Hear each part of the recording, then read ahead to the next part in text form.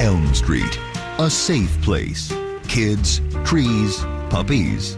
Then, in 1984, a psycho with knives for fingers moves in, and horror gets inside your head instead of cutting it off. Wake up! Wake up! Wake up! Nightmare on Elm Street is a story about a young girl in a neighborhood that long ago was terrorized by a terrible child murderer named Freddy Krueger. And now he's coming back at them through their dreams. Nightmare on Elm Street was truly revolutionary in horror film terms. Now we go one step further. If you go to sleep, you die. It's just a dream. He isn't real. Freddy Krueger is the greatest slasher villain because he had a lot more depth than the other guys.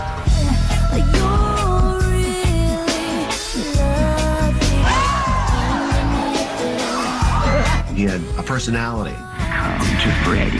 As just opposed to being a faceless creature like Michael Myers or even Leatherface. He had the Where's Waldo, sweater. He's a thin guy, so he can wear horizontal stripes. Normally, I would say never, but he can get away with it. The one thing about Krueger that he had that no one else had was the cool, patented slasher weapon. He's God. Which was the glove with the spiked knife fingers. I would have painted him, but the nails made it a little bit more fun, When in danger, run up a staircase.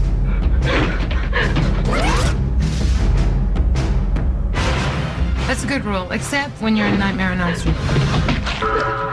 It was a dreamlike part where reality is melting just like a Dali painting, and suddenly you think you have stairs and there's not any stairs there. As time went on, the slashers, they weren't just happy with actually just killing people. They had to kill them in a more creative way. I liked when Tina got yanked up into the ceiling. The scene was like the realization of the Lionel Richie song.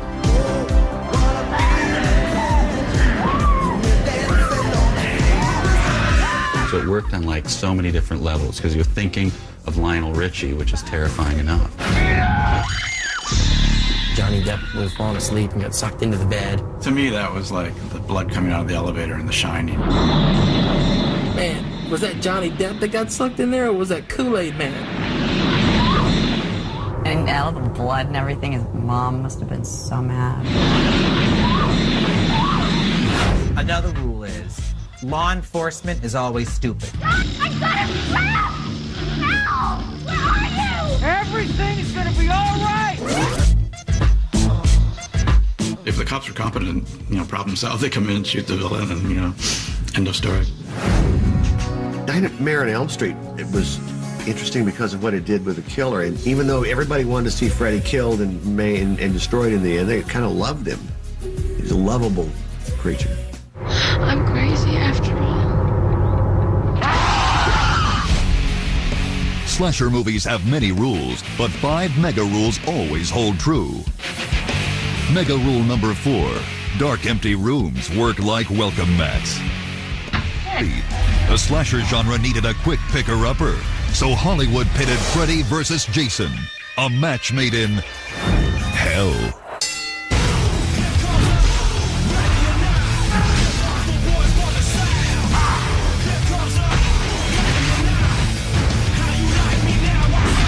Freddy versus Jason was a unique thing because, of course, people have been waiting for years to have the pairing of the great Freddy and the great Jason.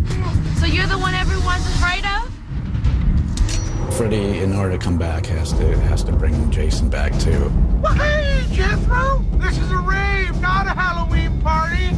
I don't think it was Shakespeare. Freddy vs. Jason dug out something from the 50s where they used to have King Kong versus Godzilla and the Wolfman versus Frankenstein. Oh, scary. So what I'm waiting for is Penn and Teller meet Jason and Freddy, because there has to be the next step where the monsters meet a comedy team, which would be us.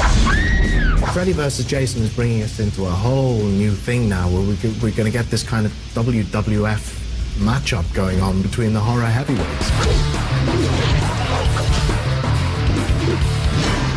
I think I'd pick Freddy. Jason's a bit of a klutz. Freddy's got to win. I mean, Jason can't even talk. Freddy should win because he's got that whole nightmare thing going where he really gets in your head. I would go with Freddy simply because he's the intellectual superior of Jason. If you'll recall, Jason is a mongoloid. Whatever my boy wants, let him do it his way. Not my arm! I wouldn't mind seeing Michael Myers versus Pinhead. What the hell? Britney Spears versus Courtney Love would be a good one. Damn it, me and Freddie are gonna go at it. Think you're so smart, huh, bitch? Girl style. How sweet. In every single horror movie, they always leave it open to sequels. Jason has come back how many times now? 8, 12? Jason will outlive Cher, and that's really hard to do. Why won't you die? I don't believe that a character can be just held into the confines of one movie anymore. Who cares if Freddy's dead? Let's bring him back. You know, he can always worm his way back into our reality somehow. And now, what you've all been waiting for. Slasher Mega Rule number 1. You can't kill a killer.